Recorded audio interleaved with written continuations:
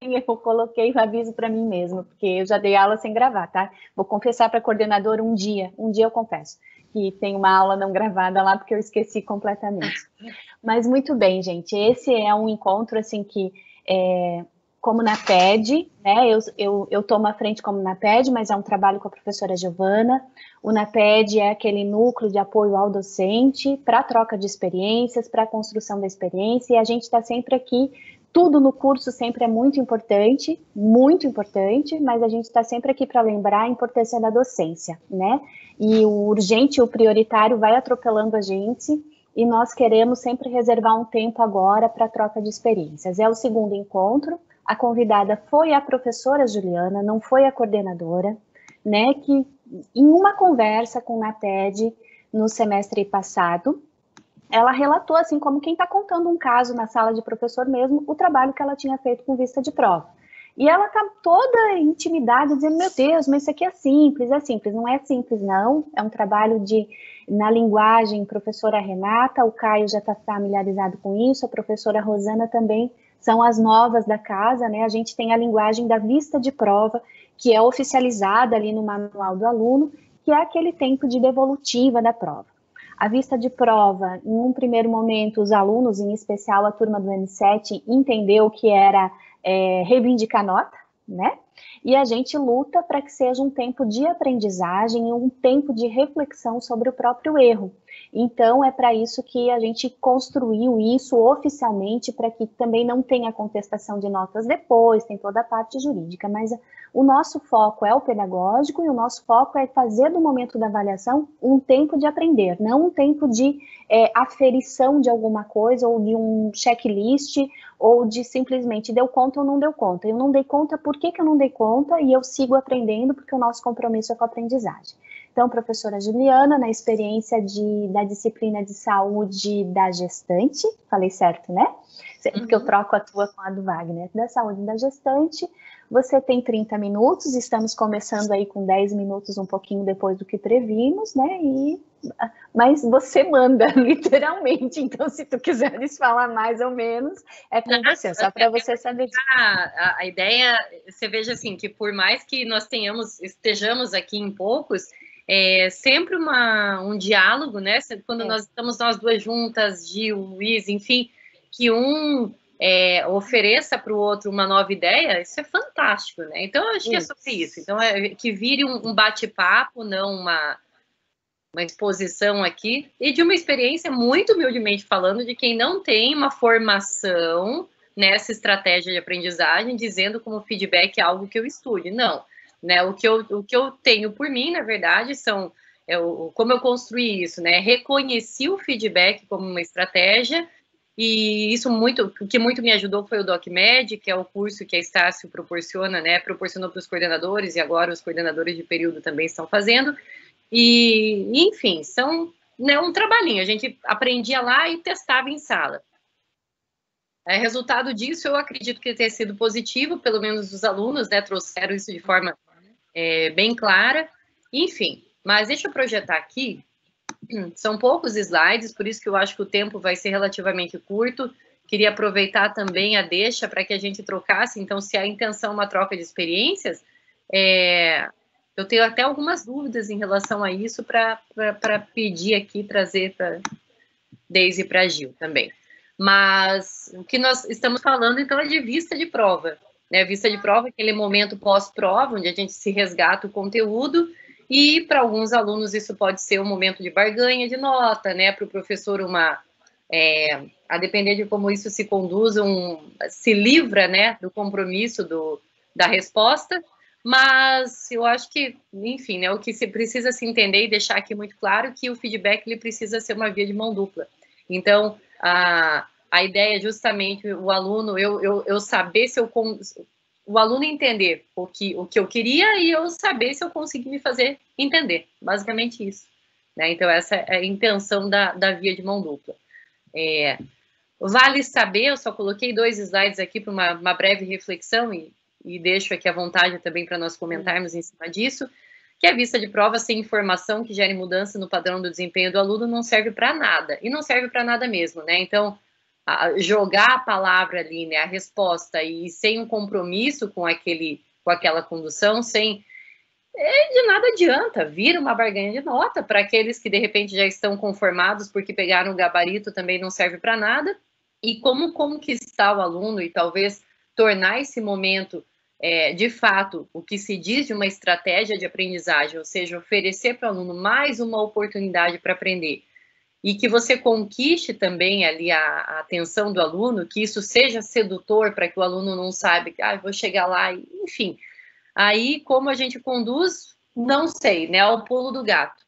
Mas eu tentei fazer um momento, primeiro, eu ainda brinquei com eles, eu falei, pessoal, todo mundo de câmera aberta, a vista de prova vai ser alguma coisa bem diferente, sim, eu quero conversar com vocês em relação a cada questão, ou seja, na verdade, eu puxei ali um diálogo, um discurso, primeiro para motivá-los a estarem presentes, porque isso foi feito de forma remota, e aí eu trouxe, inclusive, um pedido para alguns para que apresentassem algo fora do contexto, justamente para eu garantir um quórum um pouquinho maior, né? E, de fato, tinham todos, né? Tinha 100% da turma, estamos falando da T1, na época 24 alunos, mas eu fiquei muito contente. E aí eu comecei, na verdade, né, a vista de prova com esses slides. Eu estou trazendo exatamente como eu montei. Porém, o slide seguinte deveria vir antes desse.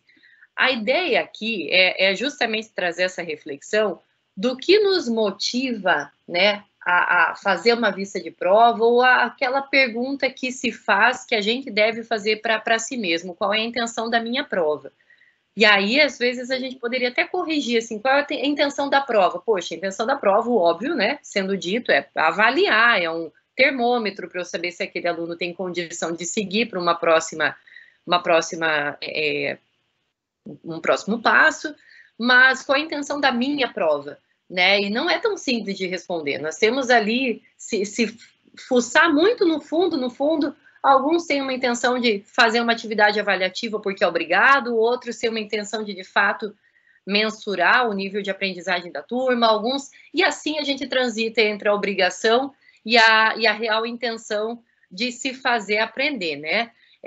De passar esse conteúdo e garantir que ele chegue da melhor forma possível, né? Provoco alguns que, é claro, né? A aprendizagem, ela é o aluno, né?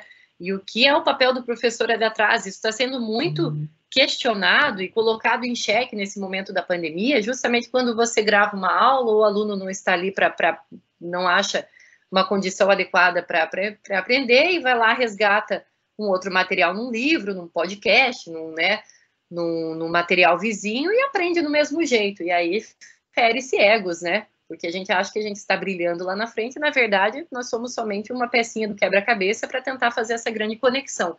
E a conexão é a palavra, acho que de ordem ali na educação agora, que se você não tem essa conexão, na verdade, acho que sempre foi, né, Daisy Gil, mas se fala muito agora, porque, inclusive, ela faz a brincadeira com a questão do conectado no ambiente que nós estamos agora.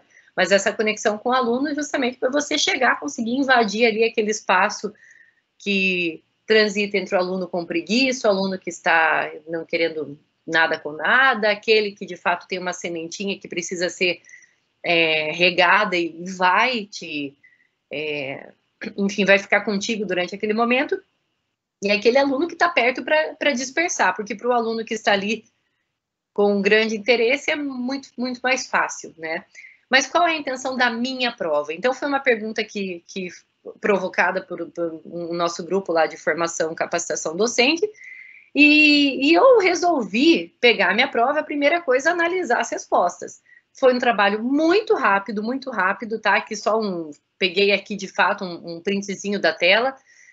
Questão por questão, eu fiz num palitinho, aquele palitinho de 5 pontos, assim, que você vai riscando. Poxa, esse aqui acertou, errou, e fui quantificando quantos alunos tinham acertado a questão 1, quantos alunos acertaram a questão 2, e eu tive mais ou menos um mapeamento, um diagnóstico daquilo que eu queria me fazer entender. Poxa, a minha questão 1 era uma questão, a princípio, considerada de nível difícil, tenho ali um número mágico para o qual eu sei que se eu atingir tanto por cento da turma, poxa vida, eu sei que eu estou no caminho certo, e por aí foi. E isso apresentei, inclusive, para os alunos a forma de um gráfico. Eu peço desculpas porque como eu organizei aqui essa aula ontem, eu não achei a minha apresentação original. Na verdade, eu achei uma parte dela, mas aquela que eu mostrava o gráfico eu não achei, uma pena. Porque ela, inclusive, ilustrou. E o visual, a gente sabe que é algo muito motivador, né? Então, quando eu comecei minha prova assim, vista de prova, né? E eu espelhava aqui, né, nos meus slides, eu simplesmente fiz um recorte e colhe da minha prova e coloquei para se ler. E fazia um aluno ler, e aí a gente discutia sobre a questão. Então, eu li o meu caso clínico, daí sobre o sinal apresentado acima, assinale a única afirmativa correta. Nesse momento, eu já sabia quantos por cento da turma tinha acertado, né? Se era A, B, C, D, enfim, já sabia, porque uma turma de 24 sabia quem tinha feito, cometido talvez os erros mais bárbaros, porque sempre numa questão tem aquela questão mais, poxa vida, né? No mínimo ele tem que saber que não é isso, mas enfim. E aí a gente ia discutindo, né? Falava-se, eu vou falar bem a verdade, eu estou jogando aqui porque eu não me lembro nem o contexto, mas a gente ia discutindo, de fato, e colocando esses alunos para responder. Eu fazia chamada ativa, aluno X, né? Você se importa em me falar o que você acha, ou o que você marcou, por que você acha que é assim, por que você acha que é assado? Essa questão, inclusive, como a maioria errou, eu queria entender o porquê que eles achavam que era a questão B, a questão C, D, enfim. E eu ainda, né, os provocava. Eu não quero saber quem chutou, porque chutar a estratégia de vocês faz parte. Eu quero saber, de fato, defendam a resposta de vocês. E assim a gente transformou algo que talvez pudesse passar batido por um simples feedback, não sendo de fato um feedback, e a gente foi construindo. Então, aqui foi justamente esse slide que eu usei, né? A resposta era a letra A. Na sequência, eu apresentava o gráfico do número de pessoas que tinham acertado a letra A e trazia, e às vezes chamava uma pessoa que acertou, inclusive para deixar mais interativa a aula, para que ela... Eu provocava, eu sabia quem tinha acertado, eu falava, chamava de volta, para garantir também, né, eu sabia que alguns alunos que não era um chute, que inclusive você via às vezes algum comentário ali no caderno de provas, esse caderno ficou comigo, inclusive, mas eu consegui de alguma forma acessá-los. E eu fui de questão por questão, né, então aqui eu vou passar exatamente, né, as questões que eu usei fazia esse visual, eu achei que foi muito legal, porque eu fiz um print, né, da minha prova, que a gente tem no computador, e assim eu ia desenhando, interagindo com eles, né, que é a letra A, abortamento completo, ecoendometrial, esperava eles responderem, chamava aquele que eu sabia que tinha acertado. Então, nessas questões assim de A, B, C, D, que o chute, digamos assim, é algo um pouco mais difícil, especialmente quando o aluno acerta tudo, eu escolhi alguns alunos que eu sabia que tinha acertado tudo e participavam da discussão da questão.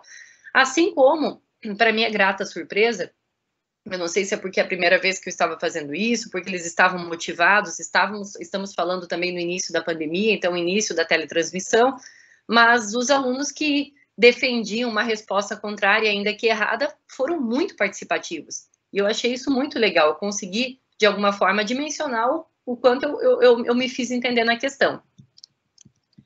Estou passando aqui só para, enfim, de fato, para mostrar como isso foi conduzido. Ju, eu vou te interromper porque eu acho que tu está passando e tem uma coisa que é bem legal para a discussão de vista de prova, que é a discussão de questões erradas, que são os distratores. Eu vi que na primeira você foi riscando talvez as ideias que estivessem erradas. Eu não quis te atrapalhar no pensamento, mas a gente dizer por que aquilo se torna um distrator, né? Porque para a medicina é super importante, são sintomas que podem te levar para outras coisas. Eu estou aqui dizendo o que acho, né? Não sei se é assim. Porque eu ia chegar, de alguma forma, nisso, talvez não, acho que agora talvez até seja o momento. Porque, por exemplo, assim, parei na questão 9 aqui, né? Então, gestações a termo são gestações inferiores a 34 semanas e esses fetos podem apresentar maior risco de desconforto respiratório ao nascimento. nós sabemos que os fetos, né, nascidos com menos de 34 semanas, eles sim apresentam maior risco, mas a minha intenção nesta questão era saber sobre os termos, né, se eles estavam familiares, por exemplo, aos termos, né, de gestação a termo e gestação prematura, gestação pré-termo, gestação, enfim. E justamente esse inferior e superior era o pulo do gato aqui para que eles acertassem ou errassem de fato a questão. E quando eu trouxe, por exemplo, agora me vindo na cabeça, né, a discussão dessa questão, eu batia muito na questão errada. Qual era o distrator? O que vocês entenderam? Vocês estavam na dúvida se poderia apresentar se a palavra maior aqui, se essa poderia fazer a confusão. Então, se essa palavra para você era confusão, é muito mais grave para mim, porque você está considerando que a gestação a termo, de fato, é inferior a 34 semanas. Mas eu acho que é menor risco de desconforto. Não se trata do risco ser maior ou menor, se trata de você entender o início, identificar que não é uma gestação inferior a 4 semanas. E daí a gente discutia nesse... Gente, eu tô ficando escura aqui, né? Nem vi, nem reparei, perdão. Mas... E isso foi muito legal, porque não foi somente aquela coisa, né? Gestação a termo não é inferior, é superior, pessoal. A discussão, né? O gerar a discussão em cima da questão. Pontuar quantos alunos tinham acertado, quantos tinham errado, tentar acionar aqueles que erraram, né? Isso foi muito legal. Eu acho, Deise, que eu não tenho muito a acrescentar, porque o que eu acho que deu certo de tudo isso, enxugando, né, minha condução, foi a maneira como eu me dirigi a eles, né? Eu trouxe a vista de prova como algo único, dei a real atenção, caprichei no meu slide, né? Ou seja, eu me doei para o momento da vista sem atropelar com compromisso sequencial. Eu não tinha outra aula depois, né? E ainda que tivesse, talvez a gente contorne isso delimitando, né? Aqui são 2 horas de vista de prova, 1 hora nós vamos começar. E entreguei, eu julgo ter entregue algo de qualidade para esses alunos. Eu estou tentando achar o que eu fiz que eu achei que é muito interessante também. Em alguns momentos, agora eu cortei um pouquinho a ordem dos meus slides, mas para cada questão que eu sabia que poderia gerar uma discussão maior, eu fazia prints, por exemplo, da tela dos meus slides, né? Então, eu apresentava algo assim para eles, poxa, gente, aqui nesse slide, quando eu chamava atenção para vocês sobre quais são os principais fatores desconhecidos na etiologia da doença, e aí eu trazia, inclusive, talvez esse discurso disciplinador do preste atenção, né? A aula, muitas vezes, é para ser, né, um auxílio para que vocês se situem, norteiem o estudo de vocês. Então, eu trazia alguns prints de tela justamente para mostrar, estava aqui, né? Não foi tão difícil, eu dei bastante atenção aqui. Sabe que para construir isso, eu mesma, na hora eu ficava assim, poxa, talvez não estava tão simples assim para eles, né? Esse meu slide estava confuso. Então, é um trabalho de reflexão. E outra coisa que eu fiz para as questões abertas foi trazer eu trazia, por exemplo, aqui, eu tinha uma questão aberta, tá? De fato, o meu slide, o tratamento, quando eu trouxe, esse era um slide da aula, que era o tratamento para gestação ectópica, a gestação enfim, que acontece fora do lugar. E aí, no meu slide, eu começava com essa palavra depende. Ele pode ser cirúrgico, ele pode ser farmacológico. E aí, a gente, na aula, né, eu tive um trabalho muito grande de não deixar simplesmente um slide que eu usaria depois, inclusive, como um recurso para que eles estudassem, simplesmente um slide vazio de informação ou com uma informação atrapalhada, né? Então, eu lembro, na aula, eu fiquei muito tempo nesse slide para se fazer entender o que seria o depende. E quando eu trouxe uma questão aberta, para o feedback, eu trouxe a resposta de alguns alunos que eu gostaria que fosse... que eu utilizei como padrão, né? Como trouxe... Poxa, deixa eu ver se eu... Que pena. Não estava nessa apresentação. Mas eu trouxe justamente isso. Eu vou acender a luz aqui, tá, gente? Eu acho que nem eu enxergo mais aqui. Eu coloquei print das respostas, não coloquei um print das respostas. Eu fiz alguns quadradinhos ali com as respostas, até para não expor ali a letra do aluno, não gerar um ciúme desnecessário, mas eu colocava as respostas que eu julguei adequadas, né? E aquelas que, inclusive, estavam incompletas, porém, se faziam entender, e a gente discutia em cima da resposta do colega. Não usei somente um exemplo, usei cerca de 5 ou 6 exemplos para a mesma questão. Isso não é um processo lento, demorado, isso é um processo rápido. Eu percebia só, eu sabia quem tinha respondido, que os autores das respostas se empolgavam na medida que eu colocava as questões ali, e eles se identificavam, eles se reconheciam. Então, eu via, por exemplo, que um aluno X estava... eu usei uma questão aberta ali, coloquei ela como segunda, porque, de fato, essa não é a minha apresentação original, mas eu tinha mesclado justamente para poder motivá-los, né, a participarem e, de fato, ser uma conversa bastante interativa. Eu tive uma prática que, inclusive, isso não, né, não é minha, mas sempre a gente copia, né, os bons hábitos ali de colegas, que era colocar alguma coisa aleatória ao final da apresentação. E aí eu lembro de ter feito uma sugestão para que eles assistissem o TED Talk do período da História Única. E aí tinha uma questão aberta. Eu falava, gente, ó, vale a pena, tá? Qual é o contexto dessa... É um conhecimento geral, que eu acho muito legal a gente dividir aqui.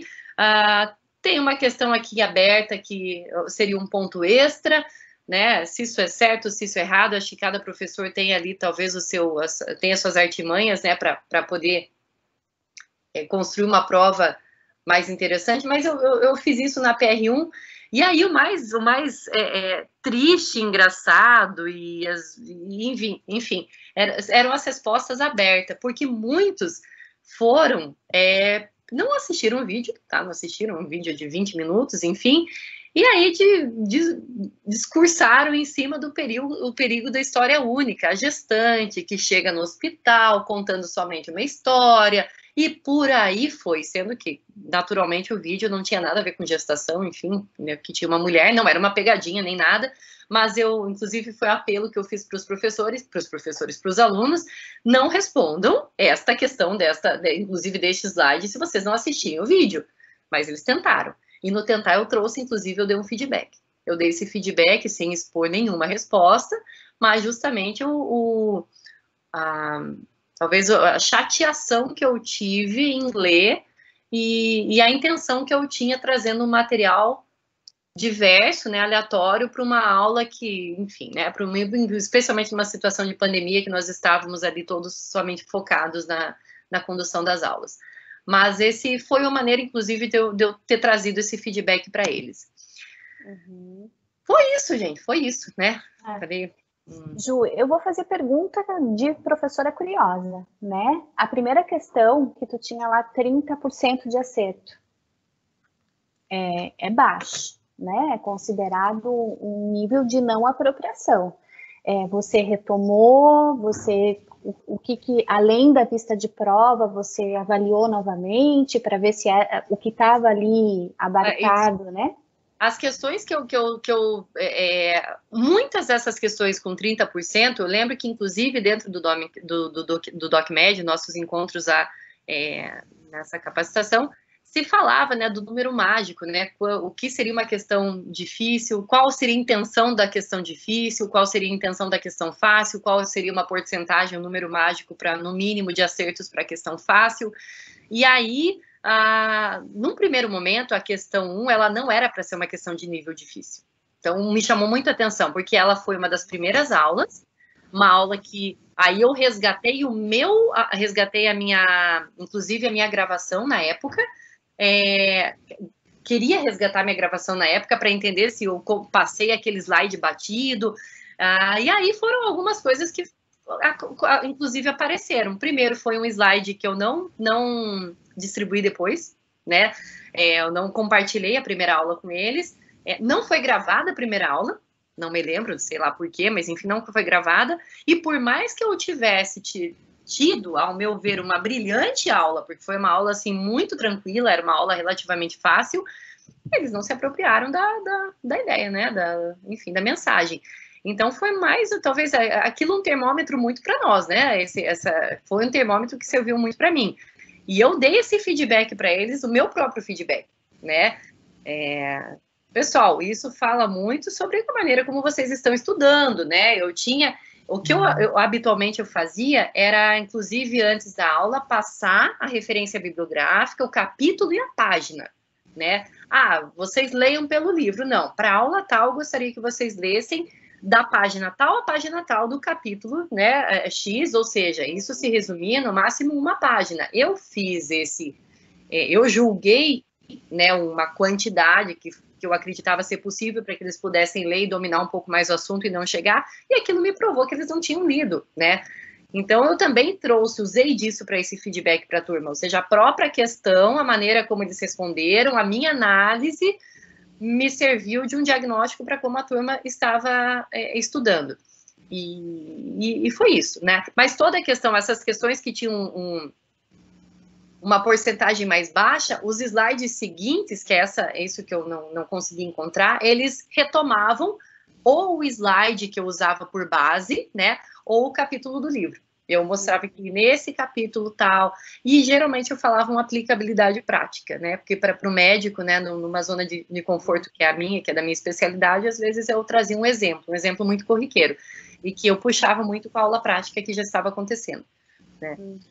Juliana, eu acho que sim, é um depoimento muito interessante dessa primeira questão, porque me deixa um pouco preocupado, né, com o que você fala, que os alunos estão muito dependentes ainda, né, de gravação de aula para rever, né, e dos nossos slides, né. Então você vê que a tua questão não era difícil, né. Eu que não sou obstetra, né, eu acho que eu conseguiria chegar na resposta ali ainda, né. Mas eu vejo essa dependência tão grande deles, de a gente enviar os slides, de deixar a aula gravada, né? Agora, por exemplo, do M5, malmente o Eduardo deu aula ontem, né? E os alunos já estão me pedindo os slides, né? Então, você veja, a tua aula foi ótima, né? Mas parece que muitos alunos não estavam presentes ali naquele momento para gravar as tuas informações, né?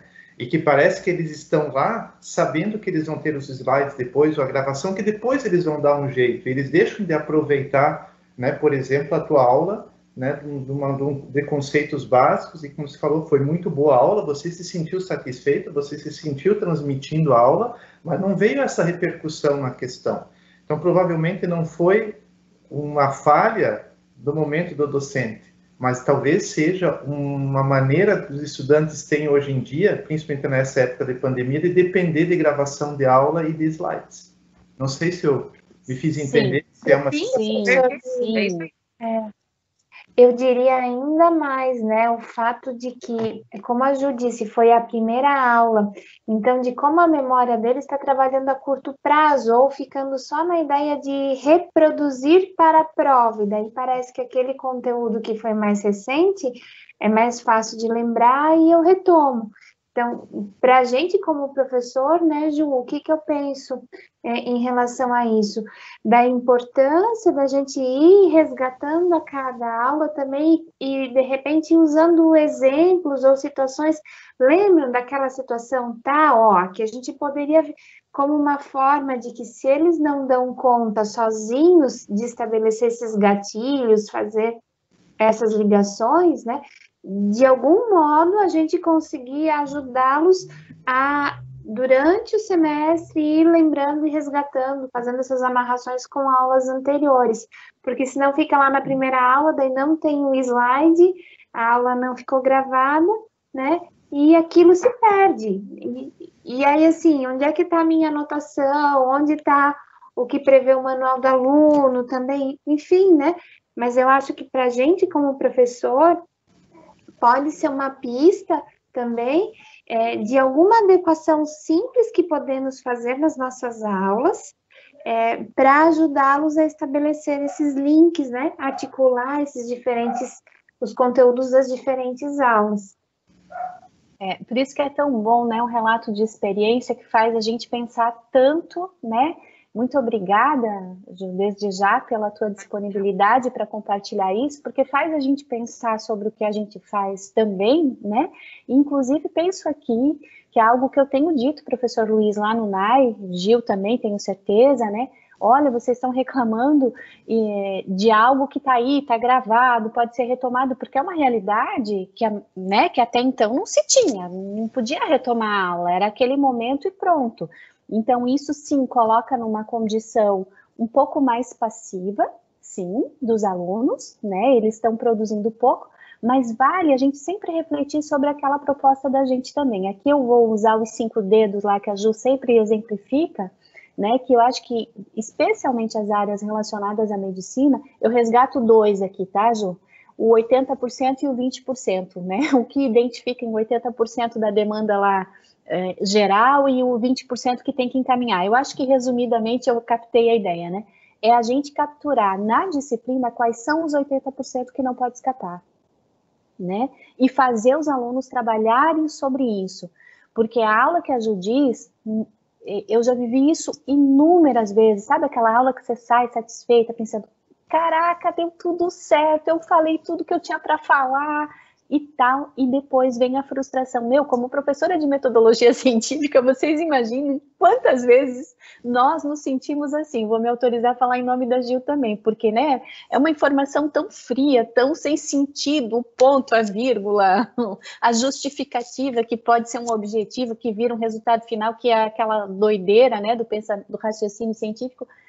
E é isso que a gente tem que pensar, que quando a gente propõe isso, essa sensação de uma aula muito boa, geralmente a gente tem, e estou falando de mim, mas o relato da Ju parece que deu isso quando a gente conseguiu falar tudo. E a gente tem que ficar com a sensação de quando eles trabalharam por isso, né? Eles que têm que manusear e se deparar com a sua falta e ficar com aquela sensação de braveza que não aprenderam tudo, né? É claro, aqui a gente já está aproveitando para ir além, porque vista de prova é para isso, né? Eu acho que fica muito claro o teu encaminhamento, o quanto te possibilitou a reflexão, né, Ju, que eu acho que essa sempre fazendo o que você resgatou a metodologia, você resgatou a tua aula, é para isso que serve também, que não é aquele mero entregar para o aluno. Nós sabemos, nós temos perfil de aluno muito preguiçoso, mas nós temos bons alunos que às vezes não basta a gente dizer, você tinha que ter estudado, né? Porque tem uma parte que é nossa aqui também, sempre tem, eu acho que no teu depoimento isso fica tão evidente, é por isso que você foi convidada, né, Ju? Porque tudo isso tu dividiu na ocasião com a gente. Meu, daí eu pensei sobre isso, meu, daí eu pensei sobre aquilo, e você ainda tinha resultados finais da disciplina. Caio, por favor, a palavra é sua. Oi, pessoal, boa tarde, estão me ouvindo? Sim. Então tá. Não, Ju, parabéns aí pela explanação, acho que essa vista de prova é muito importante, a gente tem identificado a importância dela, uma vez que a gente consegue resgatar aquilo que às vezes ficou não tão bem explicado, talvez, por aluno, não tão bem entendido, né? Mas pela experiência que eu tive no semestre passado, até decorrência de algumas situações, né, Deise, que a Deise acompanhou de perto, eu sinto o quanto que os alunos também, aí traz um pouco dessa memória a longo prazo, a curto prazo dos alunos, eles deixam o conhecimento básico para trás. E aí quando eles chegam em algumas, né, disciplinas um pouquinho mais específicas, ou que precisa resgatar aqueles conhecimentos básicos, eles se perdem, eles não lembram, confundem o que é um receptor com uma enzima, o que é uma, né, então assim, eles acabam fazendo muitas confusões, e aí eu me pergunto, né, por quê? Será que ficou deficiente lá atrás? Será que eles não estão gastando energia necessária para entender e para resgatar essas memórias, né, que estão ali guardadinhas, né, e muito bem guardadas, né, porque às vezes, né, não encontram elas, né? Então, a vista de prova... Foi até eliminada. A vista de prova eu acho que é legal, a gente resgata muita informação que a gente trabalhou em sala, e esse tempo é necessário de fato, só que eu venho percebendo que às vezes grande parte das dificuldades dele também vem de não buscar aquilo que está lá atrás e que ele precisa somar agora. Então esse somatório, né, de conteúdos que a gente diz que constrói o conhecimento, eles acabam não aproveitando ou não sabendo utilizar essas ferramentas, né, para isso. Então, eu acho que é muito legal em visualizar, igual a Ju trouxe, porque está muito claro, né? O que mais eles se apegam, o que mais eles deixam, e como muitas vezes eles deixam de tirar dúvidas durante a aula, porque eles ficam na certeza que depois vai ter a aula para buscar, né? Então... Sabe, até aproveitando um gancho assim, não a médio e longo prazo, mas a curto prazo, eu me desafiei, inclusive eu provoquei os alunos a repetir uma questão, principalmente, acho que eu não me recordo se era na PR3, mas não, era na própria PR2. Eu falei, esses dois conteúdos aqui, eles caminham, né, juntamente com outro conteúdo, portanto, ele é necessário para que a gente tenha, então ele vai cair na prova de novo. E aí eu falei para os alunos, cairá a mesma questão, a mesma, porém, ela estará trabalhada. Então, vocês entenderam, né, aqui a mensagem, o porquê que tal coisa caiu. Eu tive exatamente a mesma proporção de erro. Ô, Ju, se eram as mesmas pessoas, eu já não lembrava mais. Eu posso trazer uma experiência só para você. A Gil aplicou uma prova para mim o ano passado. Lembra, Gil, de pato, acho que foi. E o que eu fiz na prova? Foi de farmaco, Caio. Foi de farmaco? Foi farmaco. Tá, na farmaco eu também tenho esse hábito de fazer isso, mas eu fiz em pato. As questões discursivas, objetivas, respondiam às questões discursivas, ou vice-versa. Eles não tiveram a sensibilidade de perceber, né? Às vezes até por não estar atento, ou não ler com atenção, ou não resgatar de fato aquilo que eles sabem, né? E às vezes não conseguem aplicar, né? Então é muito interessante ver isso. Como que eles não sei explicar o que acontece. Aquela situação foi até bem engraçada. Perdão, Luiz. É bem rápido. Enfim, outro feedback que eu adorei dar foi as questões discursivas. Responder ou devolver a eles as questões mal redigidas, o capricho de alguns, o desleixo de outros. Isso foi... Não mostrei nenhuma, né?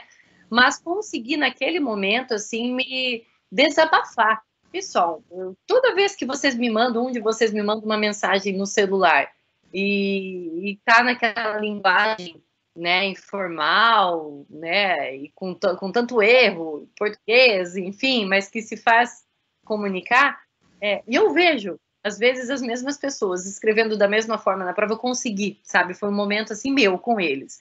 Pelo amor de Deus, pessoal, vocês vão ser, sobretudo, médicos, né, e assim foi. Mas, Luiz, por favor. Não, só para complementar essa coisa do Caio, né, Caio, eu acho que o que a Deise já falou, do ensino básico para o nosso mais profissionalizante, o problema é a conexão. A gente não sabe como resgatar essa memória, tanto que, na verdade, a metodologia baseada em problemas está tentando resolver isso, né, onde você, na verdade, tenta conectar esse conhecimento todo em cima de um problema, desde a parte básica até a parte clínica. Não sei se é a solução, né? Mas, por exemplo, eu fiz uma atividade avaliativa na farmaco, né, com 5 casos clínicos de hipertensão divididos, e foi uma experiência incrível, né, porque, na verdade, eu não tive tempo de fazer a devolutiva em aula. Então, eu marquei uma aula extra, sem chamada, né, para quem tivesse, né, que tivesse vontade de fazer essa... E são 53 alunos nessa turma, né, Caio? Né? E eu marquei numa sexta-feira de manhã uma devolutiva dessa prova. Assim, teve assim 60% de audiência, que eu achei que ia ser bem menos, né? E para 5 questões nós ficamos discutindo 2 horas, né? Então, assim, uma participação incrível dos alunos. Cada um fazia uma questão, eu chamava alguém, né? E eles iam respondendo o que fizeram, e aí começava a discussão. Mas, professor, eu respondi isso, e por que não isso? E um aluno discutindo com o outro. Ou seja, eu achava que nós ia levar uns 40 minutos para responder as 5 questões, né, de hipertensão arterial. Levamos quase 2 horas e todos ficaram até o final, né? E foi uma discussão extremamente produtiva e esclareceu um monte de problemas, né, da parte de hipertensão. Então, foi uma experiência legal de vista, né, Juliana? Mas daí de uma atividade avaliativa que eu tive que fazer fora do contexto de aula, né, que era uma coisa voluntária deles, né, mas teve uma participação legal. Luiz, é porque a farmácia tem pouca carga horária, né? A gente não consegue, né? A gente tem que fazer isso. Mas só para essa experiência. Uma na época, lembra? Acho que são 3, são 4 agora, Caio? São 4, né? Antes eram 2 e 3, aí nós aumentamos para 3 e 4, né? Professora Giovana, com a mão levantada. Não, eu só queria dizer, né, dentro dessa importância dessa discussão que a Ju fez com os alunos que o professor Luiz traz, né, é algo que é bem importante, assim, a partir do momento que a gente entende o erro, dificilmente a gente comete ele novamente. Então, vale a pena, né, discutir isso, entender como esse aluno está pensando, às vezes auxiliá-lo a mudar essa lógica, esse raciocínio, né? Porque a partir do momento que ele entende por que ele errou, por que aquilo não é o correto, dificilmente ele vai repetir aquele erro. Então, é investimento em aprendizado, né? Pensar nisso de prova nesse formato. Depoimento pessoal. Prova de concurso público, acertei 90% das questões. Errei, não entrei por uma, gente. Eu só lembro daquela que eu errei. Eu só lembro daquela que eu errei, eu não me conformo, eu acertei 90%. Se eu tivesse que acertar 90%, não acertaria mais, eu acho, porque eu já esqueci tudo. Obrigada, Gil, é isso mesmo, te interrompi, né? Mal educada. Mas muito bem. Mais alguém gostaria de fazer algum questionamento? Alguma observação? Isso aí? Isso aí. Então, gente, muito obrigada. Isso é realmente conversa de professor, né? A gente gosta de contar a experiência, a gente gosta de trocar. Se alguém puxa a conversa, isso vira um terço, né? Vira um rosário. A gente vai rezando uma historinha atrás da outra. Então, Ju, de novo, muito obrigada pela disponibilidade. Fazer relato de experiência sempre dá esse frio na barriga, porque a gente acha que não tem nada para contar, e o quanto que faz a gente pensar de modo geral, né?